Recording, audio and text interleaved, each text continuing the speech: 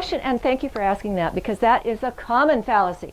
If you do not have drainage in a container, like that one doesn't have drainage, can you put rocks in the bottom to create drainage? Because after all, the soil is going to sit on top of the rocks and the water is going to drain through and it's going to sit below the soil level, thereby theoretically keeping the roots from getting waterlogged and soggy.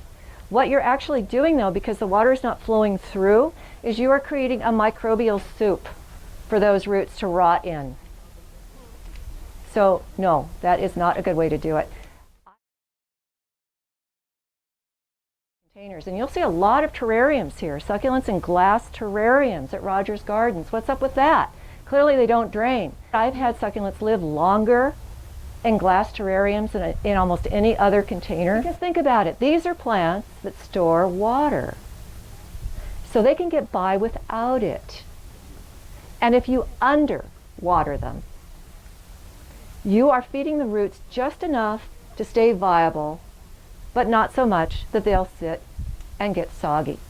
So yes to drainage if you can provide it. And it's really nice if they're growing in glass, because you can hold it up and look. Is there a puddle at the bottom of that? But you know those bottles that come with the Clairol dye that have a narrow spout on the top? Well, you fill that with water and then you invert that at the base of the plants and squirt.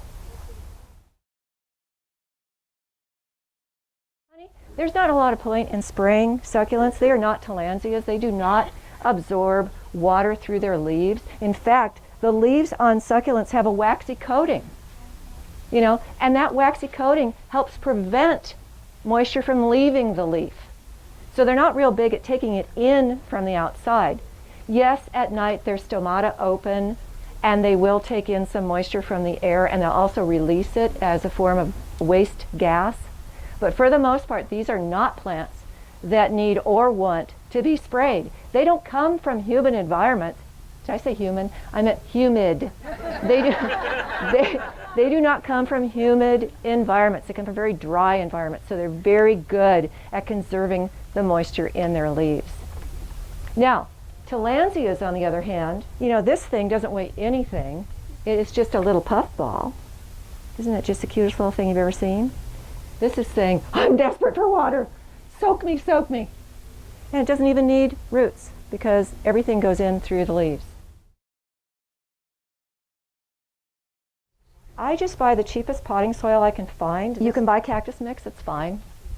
Personally, because I have a large garden and I like to have bins of stuff, I buy regular potting soil and a big bag of pumice, and I mix the two half and half. Pumice, P-U-M-I-C-E.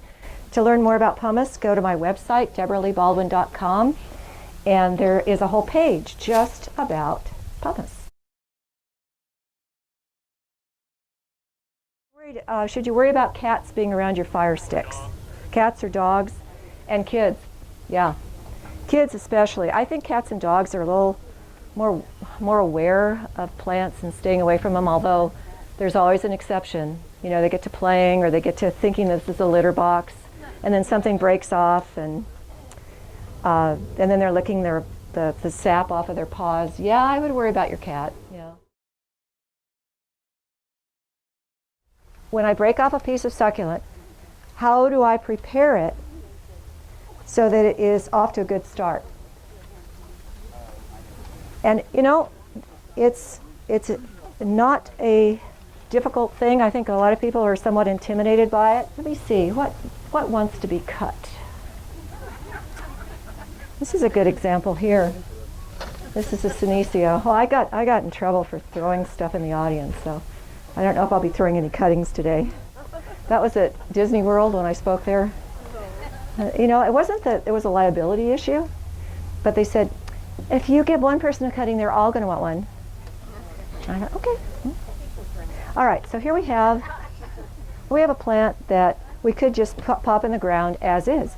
But it seems like a shame not to take some cuttings and spread them around, because they'll take off pretty quickly, and then you'll have more of the same plant in more areas. And for most stem succulents, I'd probably go about that far, because I want enough leaves on there that they're going to nourish the roots as they form. And then I would strip off the lower leaves. I can cut them off You know, if they're going to strip off in such a way that they're going to actually peel the outer skin of the stem, then I would cut them off like this. But normally they'll just break off. And what you see now are nubs where the leaves once were. You with me so far? Okay.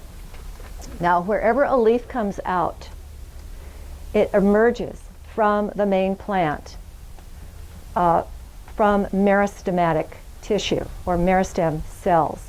And they're what generate new growth.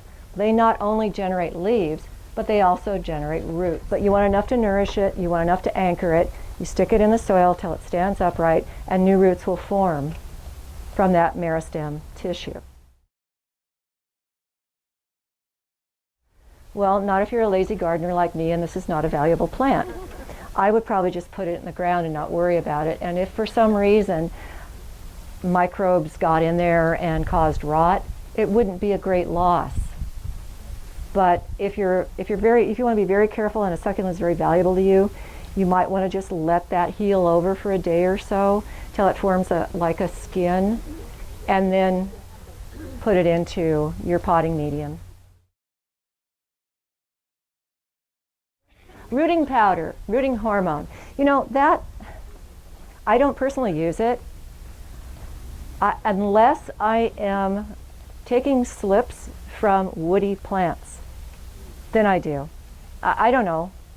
I don't have a real reason for that other than I've watched nurserymen do it, and I watch how they go, you know, they take the woody cutting off of, say, a salvia, and then they dip it into the rooting hormone, and then they put it in the tray of cuttings. I don't recall ever seeing a succulent propagator do that, but I know that they do. Some of them say they use rooting hormone.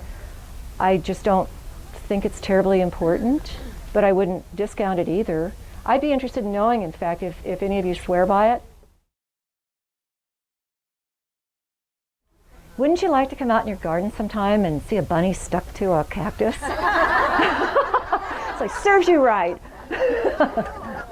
You know, whenever I get the bunny question, I figure that the person who asked it lives in a very upscale neighborhood.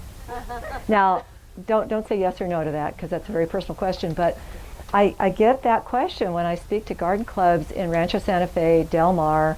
I'm from San Diego County, and those are the high rent districts where they're very very good at controlling coyotes and other animals that prey on bunnies. They don't, you know, it's like they have a special security detail that just goes out and escorts the coyotes out of the neighborhood.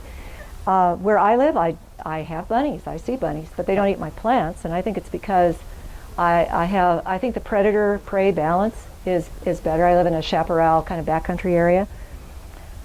As I'm sidestepping the question because I don't have a really good bunny answer, I've seen people put chicken wire over the newly planted plants, and that's ugly, and you know, then why have a garden if you're looking at chicken wire, right?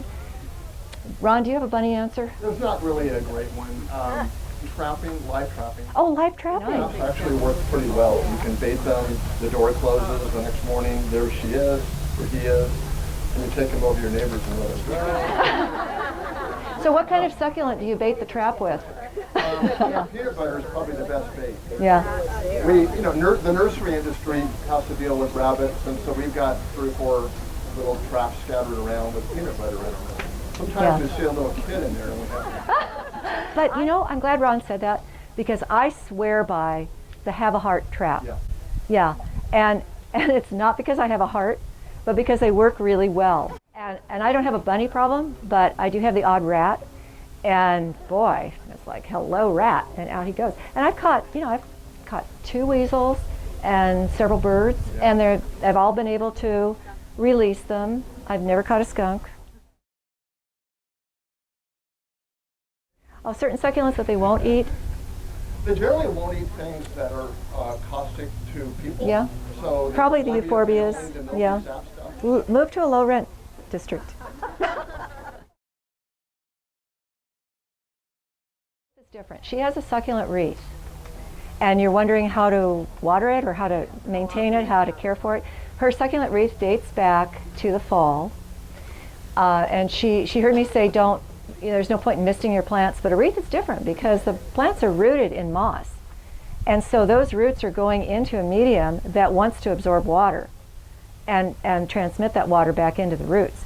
So by all means, yes. In fact, you can take a trash can lid and fill it with water and just soak the whole wreath in it, and that'll hydrate the moss, and that'll help. But you know, with any wreath, with any vertical presentation, water's going to percolate downward, and you're going to find it very dry at the top and lush and happy at the bottom.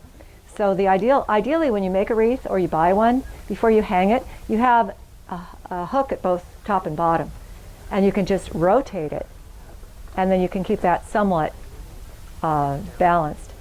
But I'd say you've gotten a pretty good growth on that after about, what, 8 months? It's probably time to redo it. Yeah.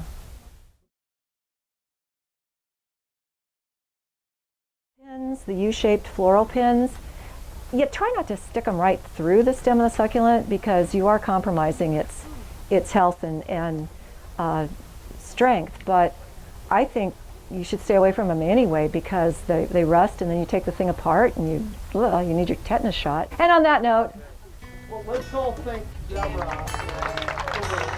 Thank you.